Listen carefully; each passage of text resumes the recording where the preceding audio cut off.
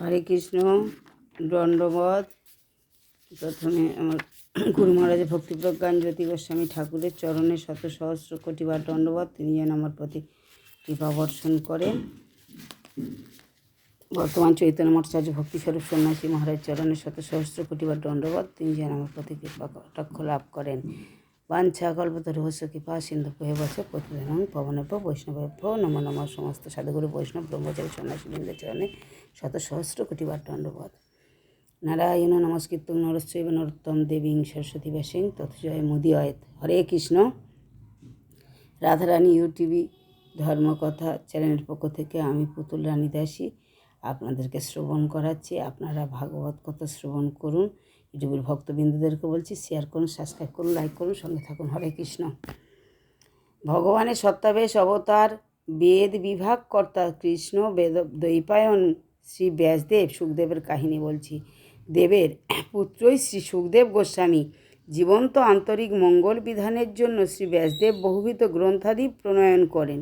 সুখদেব তার পিতৃদেবের কাছে পরবর্তীকালে শাস্ত্রের মর্মার্থ শ্রবণ ও কীর্তনে অংশগ্রহণ করেছিলেন।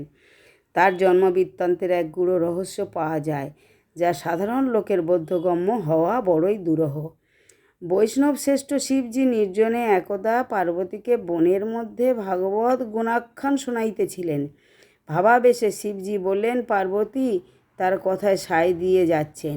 কৃষ্ণ কথা শুনতে শুনতে পার্বতী নিদ্রায় অভিভূতা হলে যাতে কৃষ্ণ কথা বিরতি না হয়, সেই জন্য শিবের কথায় সায় দেওয়ার উদ্দেশ্যে নিকটস্থ বৃক্ষপরি আরূঢ় শুকপক্ষী পরবর্তী অনুকরণে সায় দেওয়ার শিবজি তা বুঝতে পারায় তাকে ত্রিশূল দ্বারা বধের চেষ্টায় করায় শুকপক্ষী তথা হতে উড়তে উড়তে শ্রী ব্যাস অর্ধাঙ্গিনী ররণী গর্ভেতে আশ্রয় নেয়। ব্যাস এতটা আলোচনা না করে শ্রী ও ভার্যার গর্ভ অবস্থা দর্শন করে আনন্দিত হলেন। কিন্তু দৈব প্রভাবে 10 মাস 10 দিন অতিক্রম হলো, তথাপি প্রসবিত হয় না। কোনো কারণ অনুসারণে তিনি কিছু স্থির করতে পারেননি। এক এক করে 16 বৎসকাল তিনি মাতৃগর্ভে অবস্থান করেছিলেন। সকলেই অবাক। ভবিষ্যতে কি হতে কি হয়, এই নিয়ে এক বিরাট চিন্তায় সম্মুখীন হলেন। ভগবৎ ইচ্ছায় তিনি সুদীর্ঘকাল মাতৃগর্ভে অবস্থান ও এককালে মহাভাগেই প্রয়াস। সুখদেব মাতৃগর্ভে থেকে শিব পার্বতী সংলাপ আদির চিন্তাই করতেন। তিনি জানতেন এই জড় জগৎ ভগবানের বহিঙ্গনা শক্তি, মায়ারই বৈভব মাত্র। তাই জড়জগতে মায়ামোহের কবলে কবলিত হওয়া তার ইচ্ছায় প্রকাশ পায়নি।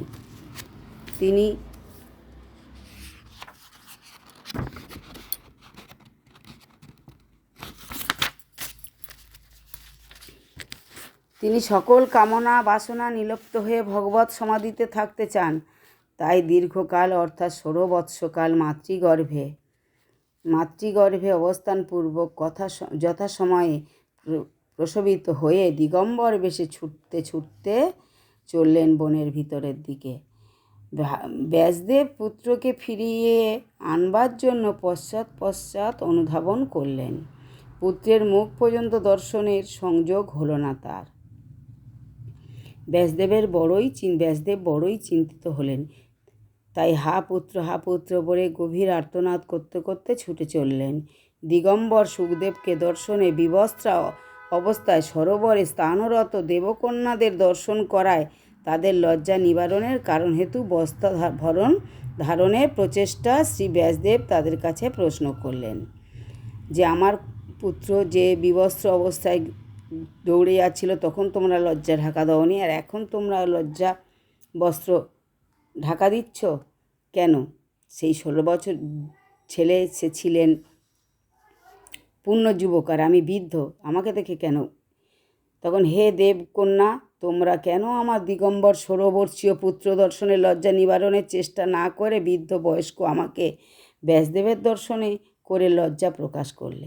এর কারণ কি আমাকে যথাযথ বলো। তারা বলল, হে মহর্ষি, আপনি যদিও বয়স বৃদ্ধ, মহামণি গ্রন্থ প্রণেতা সত্তাবেশ অবতার। তথাপি গৃহ কর্মাদিতে লিপ্ত থাকা স্থূল ও সূক্ষ্ম অভিমানে অবস্থান হেতু আপনাকে বিষয়ী বলে জড় কাম স্পৃহার সঞ্চার হতে পারে। তাই লজ্জা নিবারণের জন্য আমরা বস্ত্রভরণ পরিগ্রহণ করেছি, বস্ত্র আভরণ পরিগ্রহণ করেছি। আর আপনার পুত্র সুখদেব কৃষ্ণ প্রেম রসে উন্মত্ত, বাহিক দেহ ও মনের বিকার শূন্য, অপমত্ত ভগবত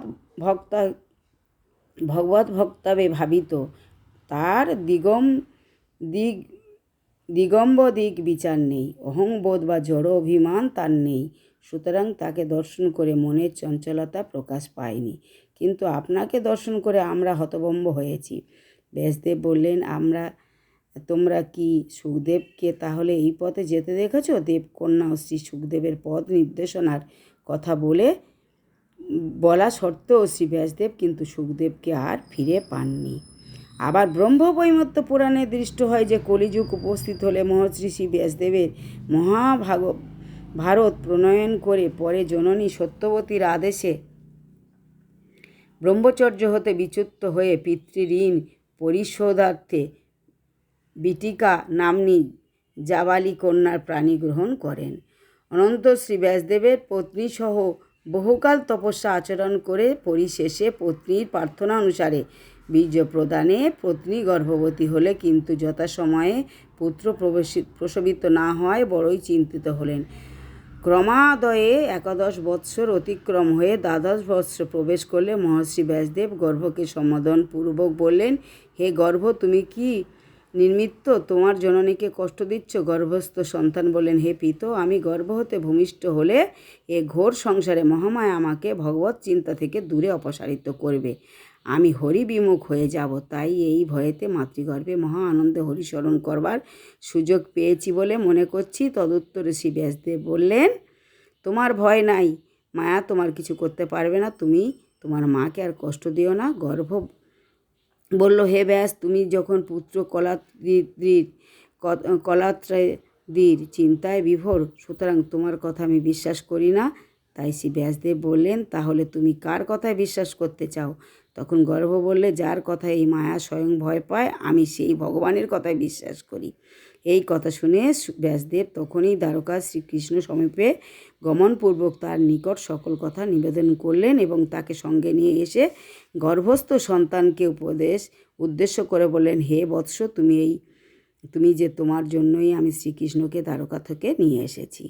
তখন গর্ভস্থ শিশু ভগবানকে সম্বোধনপূর্বক বলল, হে প্রভু, তুমি কৃপাপূর্বক আমাকে যেন দৈব মায়া আবদ্ধ না করে আমি যেন তোমার না ভুলি। ভগবান বললেন, তোমার কোনো ভয় নেই, তুমি মুক্ত, এবার ভূমিষ্ঠ হও, আমি তোমাকে অভয় দিলাম। তখন গর্ভ হতে ভূমিষ্ঠ হয়ে উক্ত জীব ভগবানকে স্তুতি এবং শ্রী ব্যাসদেবকে প্রণাম করে প্রস্থান করলেন। শ্রীকৃষ্ণ তখন ব্যাসদেবকে বললেন, হে মহর্ষি, আপনার পুত্র সুখতুল্য, তাই এর নাম থাকবে সুখদেব। তাই পরবর্তী ভিডিওতে ছাড়বো, আপনারা শ্রবণ করুন। ইউটিউবের ভক্তবৃন্দরা সাবস্ক্রাইব করুন, শেয়ার করুন, সঙ্গে থাকুন, লাইক করুন। হরে কৃষ্ণ। বাঞ্ছা কল্পতরুভ্যশ্চ কৃপা সিন্ধুভ্যৈব চ পতিতানাং পাবনেভ্যো বৈষ্ণবেভ্যো নমো নমঃ। নারায়ণ নমস্কৃত্যং নরচৈব নরোত্তমং দেবীং সরস্বতী ব্যাসং তৎ জয় মুদীরয়েৎ। হরে কৃষ্ণ।